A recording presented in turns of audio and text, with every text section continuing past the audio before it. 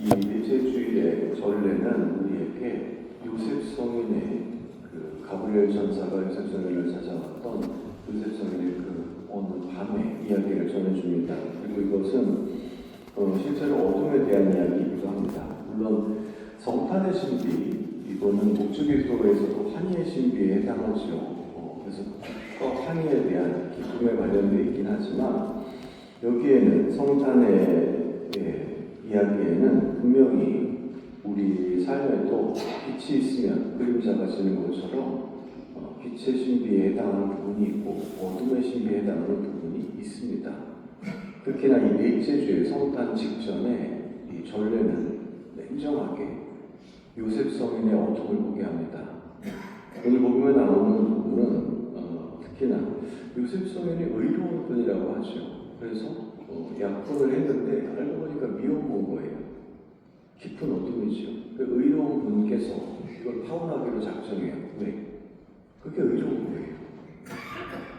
이 미혼모가 약혼자긴 하지만 미혼모가 자신이 임신했으면 그건 자기가 책임질 일이에요. 요셉은 그렇게 살지 여태까지 그렇게 살아오지 않았어요. 의롭게 살아온 만큼 냉정하게 이 아닌 건 아닌 겁니다. 파혼하기로 마음먹은 게 의로운 일이 맞아요. 근데 천사가 알려주죠. 그 미혼모를 맞아들이고 태어나실 분이 특별한 분이 알려주죠. 여태까지 자기가 살아온 것들이 부정되는 순간이에요. 그런데 놀랍게도 요셉 성인은 이걸 다 받아들입니다.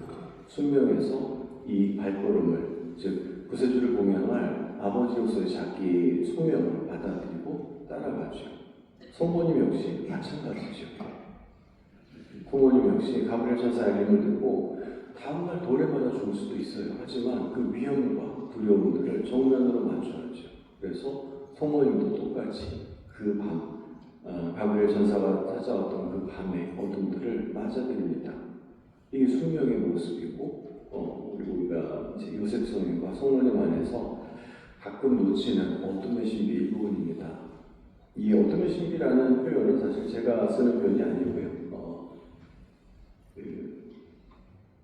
1941년 아우슈비츠 수용소에서 돌아가신 순교하신 에디트 슈타인 성녀의 이야기입니다. 1987년에 이제 요한 바오로 교황님께서 이 에디트 슈타인 수녀님 시성하시면서 표현하신 게 사랑의 순교자라고 했어요. 이 수녀님은 1891년 폴란드에서 태어나셨는데 유대인 집안에 태어났으니까 유대교지만 실제로 무신론자였죠. 일생을 무신론자로 사셨는데 이제 아마 많이들 아실 텐데 그 유명한 철학자 에드먼드 후설의 직제자입니다. 그리고 그 아래서 후설 아래서 그때는 이렇게 불렀다 그래요. 숨막cum 라우데라는 최고 학점 이수자예요. 그래서 독일에서는 여성 최초로 교수가 된 분입니다. 근데 그랬었는데 그거는 이제 안전할 때 이야기했죠. 1차 세계대전, 2차 세계대전을 거치면서 전체가 화염에 휩싸이는 위기들을 겪고 수녀님은 그 사이에 이미 이제 베델에서 성경의 자서전을 읽고 신앙에 귀하시고 그리고 이미 가르멜 수도의 수녀님이 되어 계셨죠. 그런데도 이 유대인이라는 이유 하나로 수용소에 갇히셨고 그 수용소에서도 당신의 묵상과 기도들을 기록하십니다. 그 기록이 이제 발견된 부분이고 또 그 안에서 어쩌면 그 수용소의 어둠 속에서 성탄의 신비에 드리워져 있는 어둠의 신비, 그 밝고 빛나는 환희의 신비들은 사실 여러분이 아니어도 세상 어떤 심지어는 예수님을 믿지 않는 사람들마저도 그 빛과 그 환희의 모습들은 다들 기념을 합니다. 신앙인이라면 이것도 읽어야죠. 빛의 신비와 함께 환희의 신비와 함께 어둠의 신비도 읽어 나가는 기도가 이제 나머지 절반의 성탄의 신비들을 채워나갈 수 있는 겁니다. 예수님이 얘기하시는 건 바로 이런 부분. 첫째 부분은 이런 성요셉 성인, 또 성모님 이 두 분이 마주하고 굳건히 걸어가셨던 그 어둠의 신비의 발걸음. 또 하나는 동방박사들, 그 멀리에서 별빛을 따라서 즉 한밤중의 길을 따라서 왔던 지혜로운 동방박사들이 걸어온 어둠의 신비를 말합니다. 이게 이제 성탄을 향해 가는 발걸음이고, 두 번째 어둠의 신비는 이제 성탄 이후에 이어집니다. 성탄 이후에 이어지는 스님이 설명하시는 부분들은 이제 전례적인 설명과 좀 많은데요. 성탄절이 지나고 26일에 바로 우리는 스테파노 성인의 주기를 지냅니다. 피해 축제가 시작되죠. 여러분, 그 전례가 가톨릭 전례가 어쩌다가 우연히 이렇게 주기를 정해서 이렇게 생각하시면 안 돼요. 그렇게 되는 거 없어요. 의도적인 겁니다. 거룩한 성탄은 빈 반짝이고 아름다울 수 있지만 그 따르는 길은 스테파노 성인의 첫 번째 순교자의 발걸음처럼 자신의 피로 걸어가야 주님을 따를 수 있는 겁니다. 나를 따라라 라는 이 목소리를, 주님의 목소리를 따르는 것, 이 이야기입니다. 그 다음 날은 사도 요한의 주길이 이어지죠.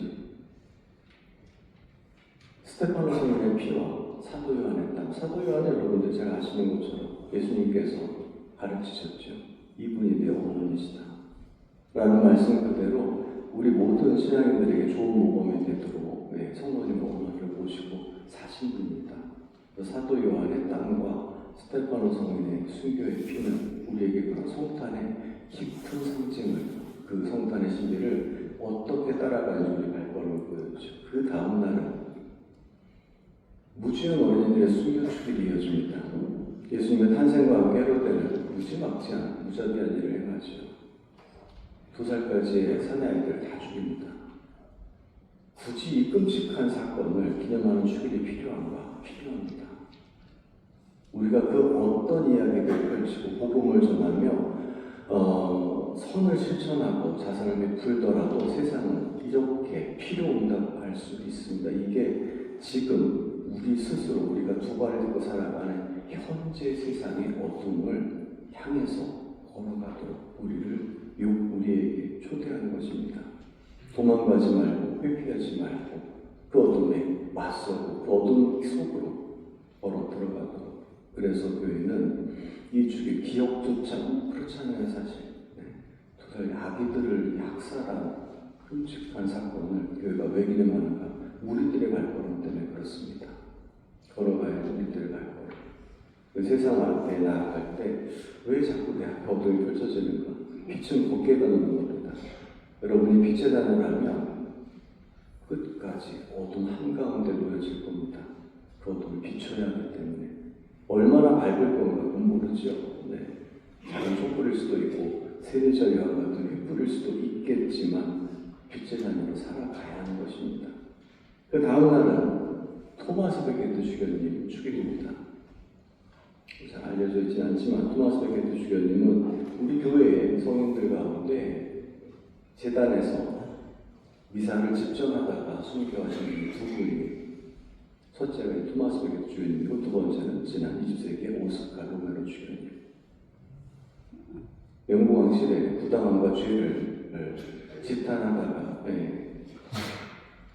미움을 받은 거죠. 왕실에서 보낸 암살자도 아니죠. 사실은 폭도인데 제대한 위해서 미사를 주전하시던 중에 칼에 찔려 돌아가시죠. 왜 굳이 이분이 들어가 있을까요? 그렇다 해도 걸어가야 될 길인 거예요. 토마스 베케트 주교님의 몸 안에서 보여지는 건 내가 칼에 찔리더라도 주님께서 창에 찔리시더라도 십자가의 길을 걸어가신 것처럼 토마스 베케트 주교님도 그러했고 우리의 발걸음, 그러면 우리 각자 자신의 발걸음은 성탄의 신비를 따라간다는 것은 이처럼 환희의 신비만이 아닌 이 에디트 슈타인 스님이 설명하시는 것처럼 어둠의 신비도 우리 기도에는 분명히 절반으로서 포함되어 있고, 심지어 우리 가톨릭 전례에 우리 전례 역시도 이것을 보여주고 있고, 오늘 된 4주일에도 요셉 성인의 어둠, 그 밤을 보게 하죠. 그렇죠? 그래서 우리 그리스도인들이 성탄을 지내는 건 당연히, 근데 이제 어떤 환희의 신비, 그 빛과 반짝이는 크리스마스 캐롤, 선물을 주고받는 이게 불필요하다는 게 아니라 굉장히 중요한 부분입니다. 환희의 신비는 절반이고요. 하지만 나머지 반을 어둠의 신비 역시 우리가 외면하지 않고 그리고 도망치지 않고 또 어둠의 신비 역시 우리의 기도 안에 성탄을 맞이하고 또 그 뒤로 따라가는 우리 신앙의 발걸음 안에 이 어둠의 신비도 함께 기도가 되어야 될 것입니다. 또 그런 의미 안에서 뭐 어떤 에디트 슈타인 성녀의 그 묵상을 설명하는 쪽에서는 명성가들도 이렇게 설명하기도 해요. 그래서 성 스테파노의 숙명의 황금, 유다의 어린이들과 가나안이들의 모략, 사도 요한과 정결의 이왕 이렇게 설명하기도 합니다. 동방 박사들의 예물. 그러니까 빛나고 아름답기만 하고 보기 좋은 것만으로는 그건 분명히 중요한 부분이에요. 거룩하신 하나님의 말씀께서 사람이 되어 탄생하신 이 성탄의 밤은 빛나지 않을 수 없어요. 하지만 분명히 그 밤이었다는 것, 세상의 깊은 어둠 한가운데에서 우리에게 오셨다는 걸 잊어서도 안 되는 겁니다. 얼마 안 남은 성탄 그런 에디트 슈타인 선생님께서 성령께서 설명하는 것처럼 환희의 신비와 함께 어둠의 신비 이 부분을 같이 기도하면서 성탄 준비하시면 좋겠고 그래서 오늘 강론은 그리고 에디트 슈타인 성령께서 쓰신 짧은 들으면서 마치겠습니다.